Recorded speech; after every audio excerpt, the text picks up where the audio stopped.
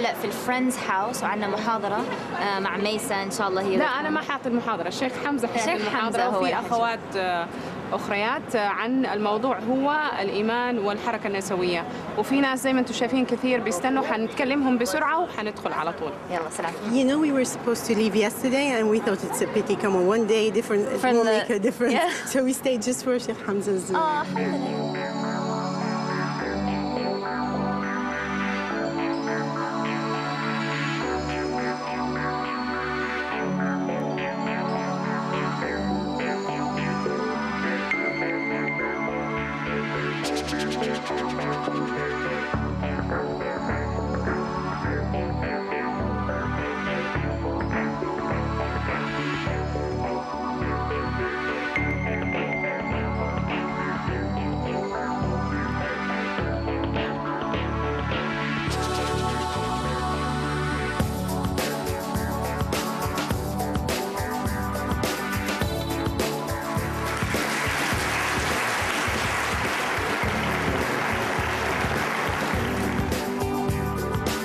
We're here to work together. We are here تعاونوا على البر والتقوى. That's what we're here to do. We're here to look at our problems collectively as brothers and sisters, and we are each from the other. المؤمنون والمؤمنات بعضهم أولياء بعض. يأمرون بالمعروف وينهون عن المنكر ويقيمون الصلاة ويؤتون الزكاة.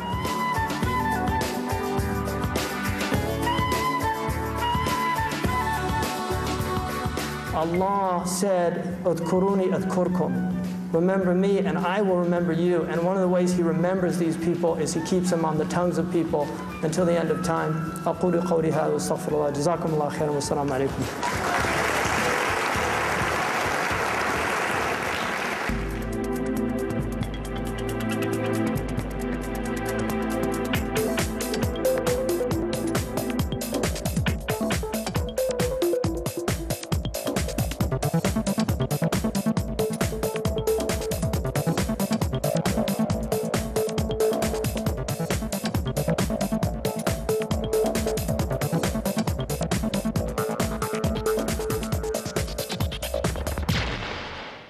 We're here with Sister Humaira Khan, you're the founder of النساء Society, which is the society, the women's society. And this society established itself 21 years ago. In the beginning, we were responding to the fact that there was a second generation of Muslims growing up in Britain, born and brought up in Britain, increased number of converts, for which there was actually no facilities, no activities.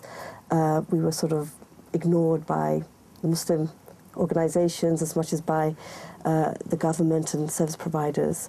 And the result was that many young people growing up, myself included, felt very alienated from Islam and being Muslim and our cultural origins. And our original founding members got together at one time in history, all feeling a similar thing, that we realised after many traumatic journeys that actually Islam is not the problem, that a lot of the negative ideas about women and family and community are not actually rooted in Islam, but are misrepresentation of it. We perhaps didn't know too much at that time, but we knew that very simple fact. And that was our initial reason for establishing ourselves, to say two main things. A, we need to get together as Muslim women to do some social action, and B, that we need to redress some of the negative images about Islam and women in particular that there is outside. But the issue about religion and identity is that what we forget in Britain is that there's a long history about the relationship between religion and the state. And so therefore, what people feel that they've achieved in the public space about religion and the state, it's a hard-earned victory to some extent. And people are not going to let it go just like that.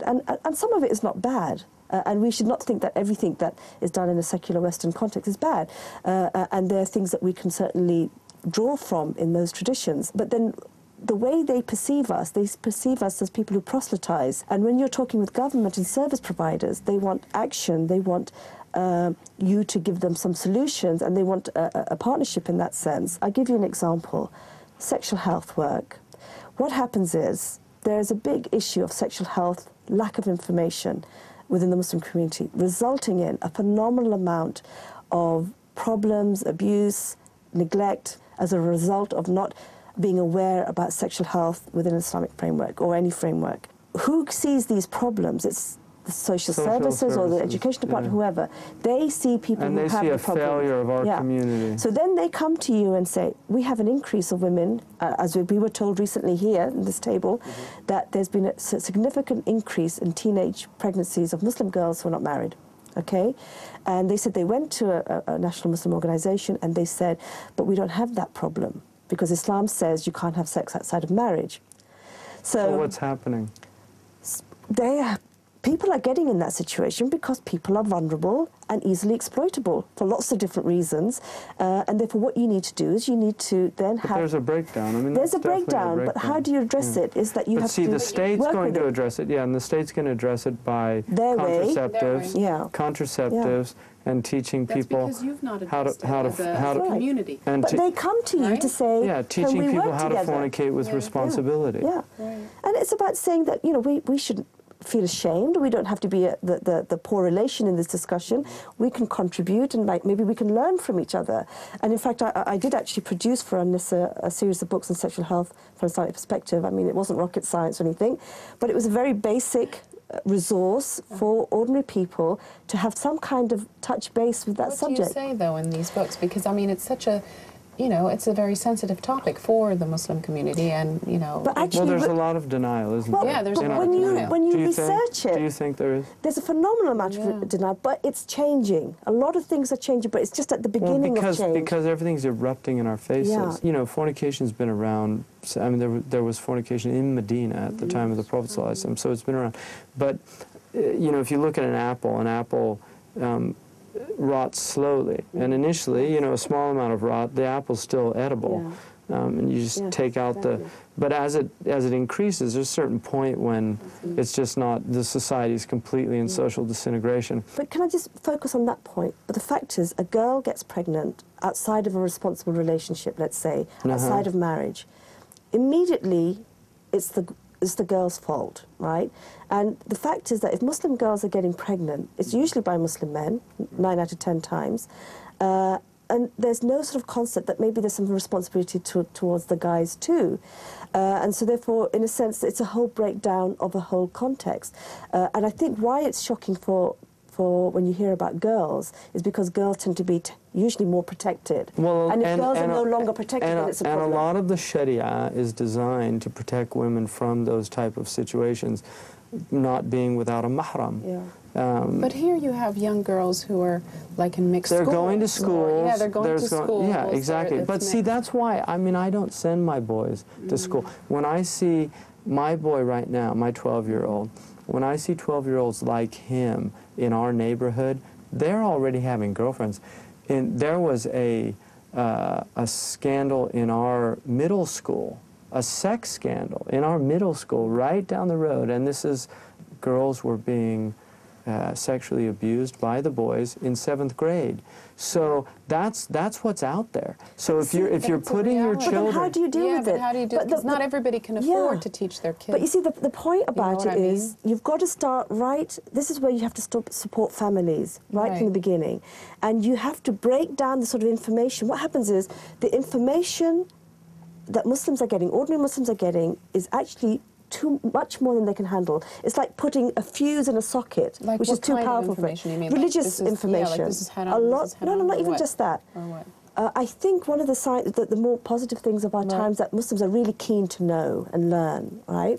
And the part of the problem with that is, the flip side of it is, that they are overloading themselves with information which they don't know how to make sense in their lives, right? So the challenge for us is to break this information down in lots of different levels so that people can use this in their everyday life, right? Because if at one level you say, Islam says segregation is there to protect you, or your dress code is there to protect you, the way young people are hearing that is it's something separate from them. It's not something that they understand. Well, and by 15, the average Western child has seen about 500,000 sexual ads and sexual situations on television and in films. Yeah. 500,000. But It's all about you see, that reality. I mean, our approach in An-Nisa has been, in a sense, you could say, a homeopathic one. The principle of homeopathic is a little bit of the illness is the cure, right? So therefore, you can't completely take the young people away from society. You've got to expose them to them so they're protected against it, so they know, and they know how to communicate, they know how to talk to people, they need to feel confident in themselves. So tell me, No, what but do you hold say on, in hold these on, hold on, whoa, whoa, whoa. If you're going to use that metaphor, in homeopathy, you take that illness and you dilute it until there's no more harm in it. Yeah. So, you know, the children have a right to be protected. I agree. For a period of time. Of course. They're in the Garden of Eden. They're gonna be banished from it soon enough. But if you don't allow that period of innocence to be nurtured for those children, for their hearts are very, they're wonderful and they're really incredible and they're really destroyed very quickly. Do you know? And that is. But this is not exclusive to Muslims. That desire to protect. When I look out there, I feel pain. When I see what's been done to young people in this culture. I mean, I'm just amazed that there's so many young people with their humanity intact. I'm amazed when I meet young people that in spite of it all, you know, they're really, and that's the power of the human spirit, that it's still there. But I think there's so much out there that we have failed as a generation. A lot of it's almost out of our control because it's so overwhelming. The mass media has changed so rapidly. When I was growing up, you know, television was so limited. It was such a limited experience. When I was a kid, we just didn't have those exposures. The type of things that children are exposed to at such an early age and how we protect them and the role of the woman in doing that. But it's both. I mean, I don't think, you know, I hate this whole thing about Muslim books always saying, you know, the role of the woman is to raise the children. What a load of rubbish. Yeah. I mean, that's a parental role. Yeah. That's mother and father. Yeah. The Prophet ﷺ had his children with him constantly. Yeah. Fatima, as a little girl, accompanied him all over. I mean, I have friends in Dammam and in Al-Ahsa. In those towns, you know, the little kids would go with their fathers to the majlis. I mean, there were some of the early girls that became scholars because their fathers were scholars, and they accompanied them to all the majalis al-ilm. Imam Malik, his daughter Fatima, relates the Muwatta. His son Yahya did not. And Fatima used to sit behind a curtain, and when students were reciting, she would make the corrections for her father. He was listening, but she would make the corrections for him.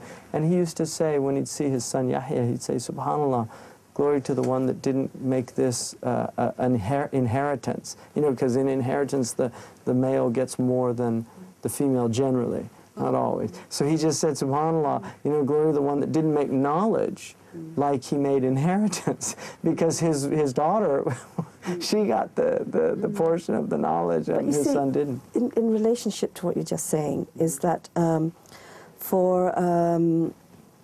if you want to use the prophetic examples, all prophets were sent to people from their own people. Why? Because they were part of that local experience, whatever it was. They understood that society.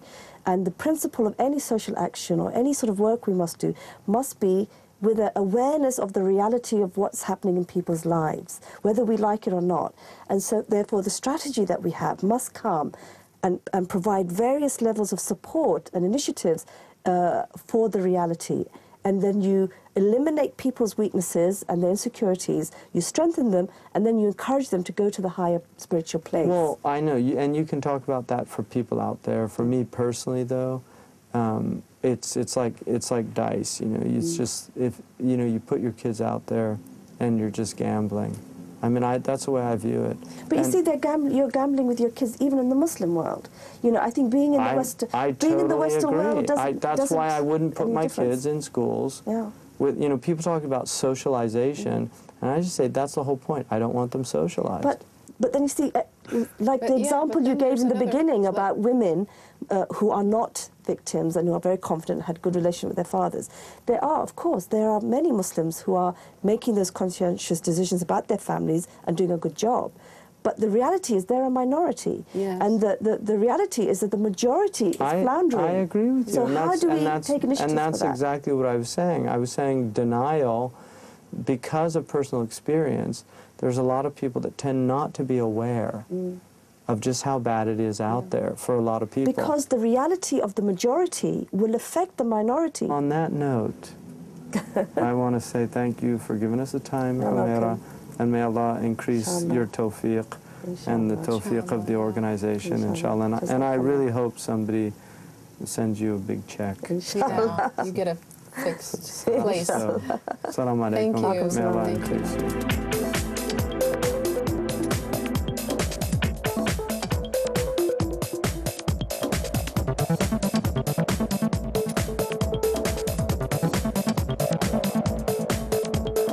We're here with Hajja Olivia Redpath, who I've actually known for, hard to believe, 30 years, I think.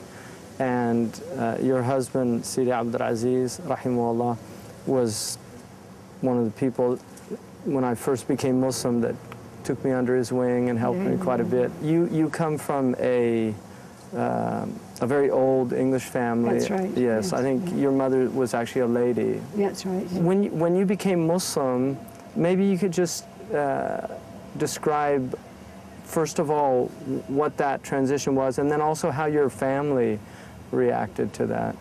Well, it's quite a story, how I came to Islam. But, I mean, very briefly, I think I was part of the 60s, the sort of madness of the 60s, and there was a sort of seeking for meaning in existence. There was something let loose at that time, and I was very much part of that.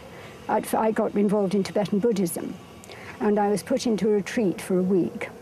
And during that retreat, something happened. Something extraordinary happened, which gave me an absolute certainty of Allah's existence, of God, as I then said. And it made me weep and weep. And at the same time, it frightened me, because I knew that I couldn't go on living the life I lived. And this therefore meant I'd have to become a Buddhist nun, shave my head, and never get married and so on. And I simply didn't want that. So I found myself doing a dua to take me to something that was real, and where I could get married and live a life, but within the folds of what would that would have parameters, really. I then met some friends who I hadn't seen for a long time, and in meeting them, I saw that they had, in the meantime, become Muslim, and I saw their behavior was different. And this is what really struck me. And they then took me to a sheikh in Morocco, Sheikh Mohammed ibn Habib, who was my first sheikh. And it was simply, I didn't know anything about Islam at all, but it was simply the light that emanated from himself and the people around him, and their behaviour and their adab. And I thought, this is it. I want to grow like these people, not like the people in the West. And I didn't know anything, so I said the Shahada. Well, what's really interesting is, for me, I really believe Islam is an incredibly ambitious religion. The central assumption of the religion, if I can even use that word, is that human beings are actually quite extraordinary. Yes. That they're capable of so much more than they're even aware of, and that their hearts are open to this knowledge of God. Yes. And then it's, in essence, I mean, my father recently, because we have this ongoing discussion about my wife's hijab, or he actually said to her, I wish you would just take that thing off your head. Yes. And I said, have you ever seen a picture of the Virgin Mary without her head covered? Exactly. And he literally changed when I said that.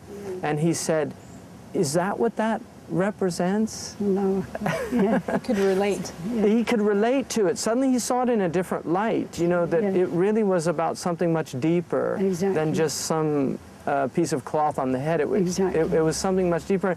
And that idea of, not wanting to become a nun, but at the same time, Islam really is, it's asking a woman to become a nun. I mean, she's allowed to get married, she's allowed to, but it's asking her to devote her life to God. Absolutely. Which is exactly what a nun does. And it's asking the man to devote his life to God. And that's why they actually described the early community. They said, Forsanun bin Nahar, Rahbanun bil Layl. They were knights in the daytime, but monks at nighttime. No.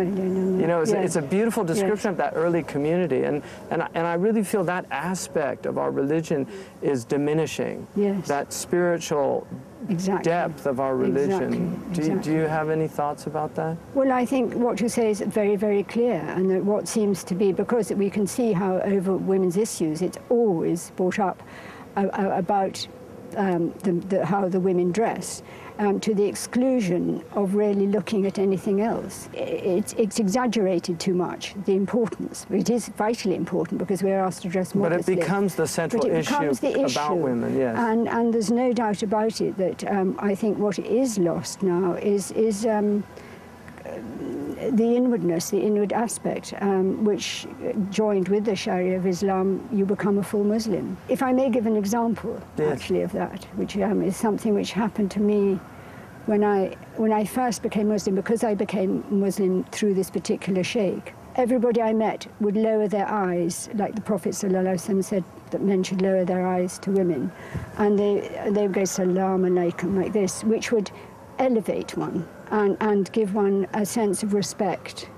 And then when I went out to the Muslim world, I was so shocked to see people going like this to me, the men going, lowering their eyes in a certain way that would make you feel completely the opposite. Right.